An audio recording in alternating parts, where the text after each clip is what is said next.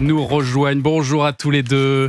Bonjour. Et merci d'être là ce matin. Vous jouez Edmond Dantès et Mercedes dans l'adaptation en spectacle musical de La Légende de Monte Cristo, nouvelle comédie musicale qui démarre en janvier. Ce sera au Dôme de Paris.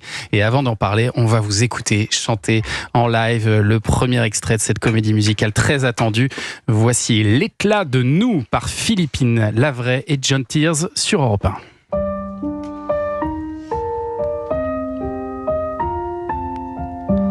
J'ai tracé nos rêves sur le sable, sur une plage abandonnée. Si les vagues les ont effacés, je savais que tu m'attendais. Aujourd'hui tout devient réel, nos vies sont prêtes à s'enlacer. Sur la pointe des pieds je peux toucher le ciel. Et je nous revois sur les rochers, où l'on passait des heures ensemble. Le cœur au vent, rien ne pressait. Ces moments je veux les reprendre. Le soleil danse sur nos promesses. Le jour se lève comme une tendresse. On aura le monde à nos pieds. Tout cet éclat de nous, cet éclat de toi, j'en ferai de l'amour, j'en ferai de la joie.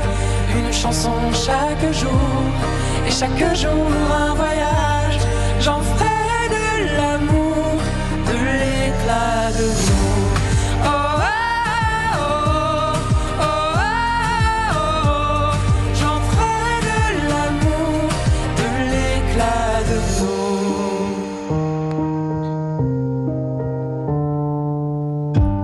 On écrira les plus belles pages à l'encre vive de nos passions. Et peu importe les rivages, tu seras ma maison.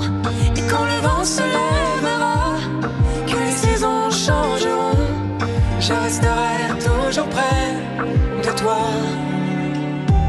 Et je nous revois près du vieux port, là où nos rêves prenaient le large.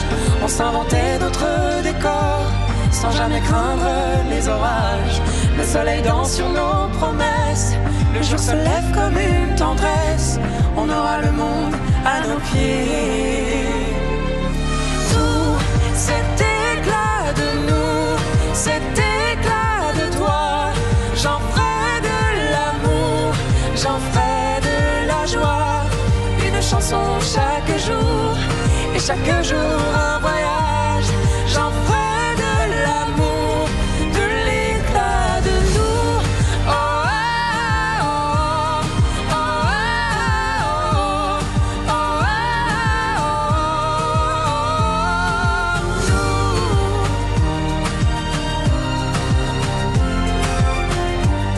J'en ferai de l'amour, de l'éclat de nous.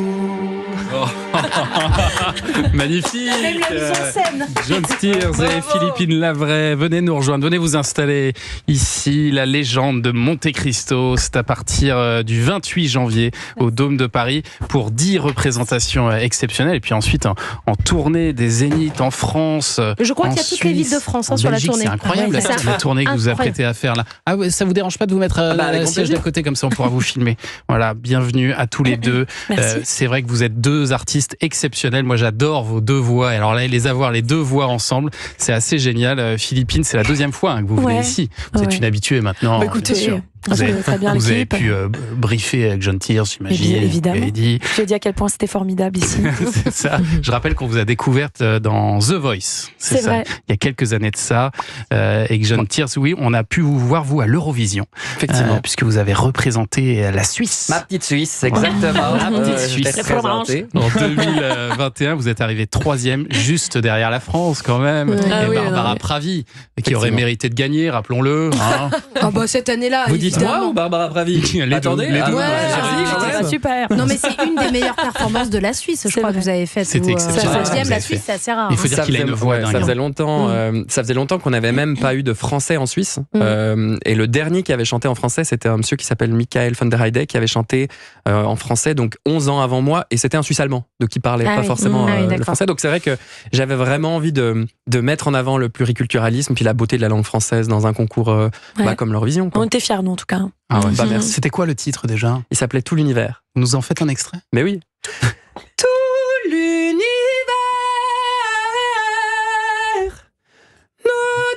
sous la terre,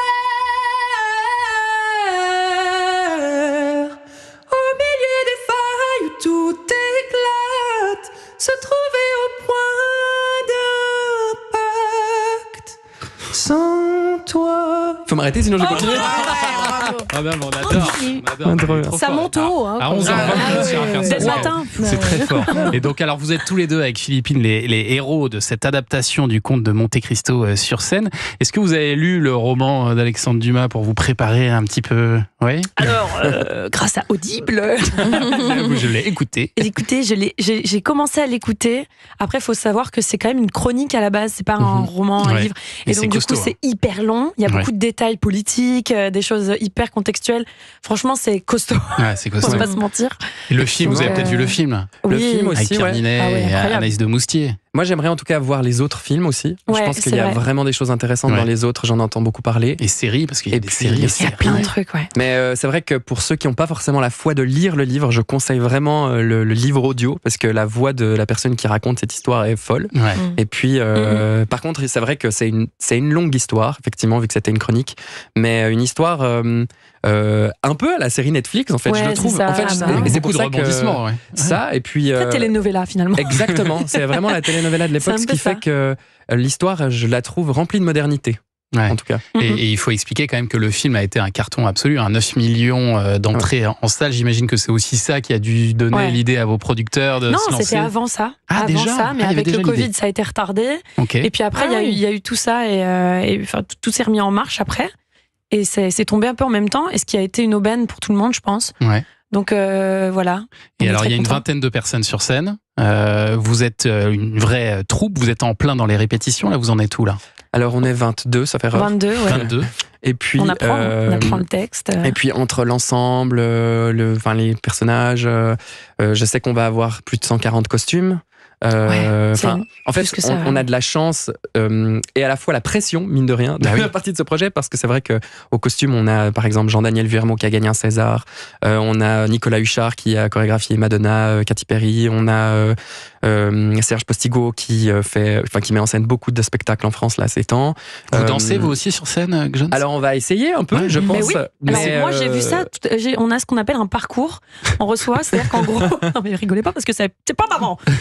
Et on reçoit donc dans quelle scène on apparaît, et à côté dans le tableau il y a écrit ce qu'on fait. Et moi je vois Philippine Lavray, danseuse. Alors là, croyez-moi, je rigole légèrement. Vous n'avez jamais dansé? Si, mais au lycée. Ah oui. Ouais, en soirée quoi. Ah oui. Exactement. La semaine dernière. C'est autre chose comme niveau là. C'est autre chose. Mais c'est pour Philippine et moi, ce qui nous a séduit dans ce projet, c'est l'espèce de 360 degrés. Moi, ça fait longtemps que j'ai envie de m'intéresser à la comédie, au théâtre. Pareil, et puis là, on a une formation complète. Du coup, on a la chance avec ce spectacle de nous former à 360. Ouais. Et puis, déjà, c'est la bonne histoire pour aussi, mine de rien. Ouais, et puis, dans ce projet, ils sont venus nous chercher avec l'envie de nous intégrer dans ce projet. Donc, on a notre mot à dire sur la composition, l'écriture. On a vraiment une influence énorme sur ce spectacle, ce qui fait qu'on se sent aussi très privilégié de faire partie de ce projet. Et puis, vous avez encore le temps. La première sera le 28 janvier. Donc, vous avez encore de longues répétitions jusque-là. Là. On a le temps, mais prenez vos places parce que ça va assez vite finalement. 22. Et on voit certaines salles. Il y a Évry. Ah oui, moi je parlais du Dôme de Paris. Ah oui. Il y a des dates avant le Dôme de Paris. Voilà, 22 janvier. C'est un peu les dates officieuses. Je connais Thomas, il rajoute 6 jours pour être prêt pour la valse, mais ça va faire ça. Et alors, il y a un deuxième single qui vient de sortir, ça s'appelle Dans les rues de Paris, chanté par vous, Philippine Lavray, ça vient de sortir. Vous voulez nous faire un petit extrait a cappella ou vous préférez qu'on envoie le disque qu'on a en machine? Vous savez quoi? Je vous fais juste le début et après tu lances le... Ah ouais, on va tenter ça. Alors là, attention, vous mettez la pression à notre réalisateur là. Non, mais je sais pas quel extrait vous mettez. Non, c'est juste pour... Si près de toi, loin de moi, dans les rues de Paris, prenez l'or et toute la soie, je sais l'amour n'a pas de prix. Si près de toi, loin de moi, dans les rues de Paris, plutôt mourir dans tes bras, tu es l'amour de ma vie. Et voilà. Ah oui. Bah, c'est pas la même ambiance.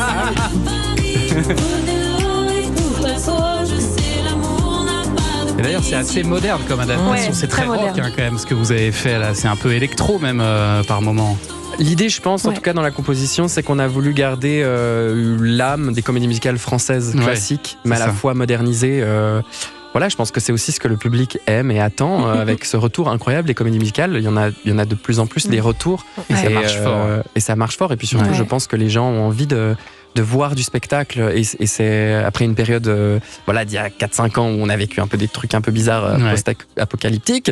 Ça fait Du coup, du je bien. pense que les gens ont envie de retrouver les salles et de les voir si optimistes aussi à la Ouais. sortie de ce Et projet. puis- Ça et nous puis fait tellement de bien. c'est d'en avoir plein les yeux aussi. Oui. Et là, on a quelque chose d'assez grandiose dans une mise en scène qui propose une mise en scène moderne, mais avec des moyens techniques assez impressionnants. Nous, en tout cas, on a méga hâte de faire la résidence de répétition pour voir tout ça. Et nous, on a hâte d'aller vous voir sur scène et de vous applaudir. La légende de Monte Cristo, donc 28 janvier au Dôme de Paris, 10 représentations et tournée des Zéniths en France, en Suisse et en Belgique. Merci beaucoup.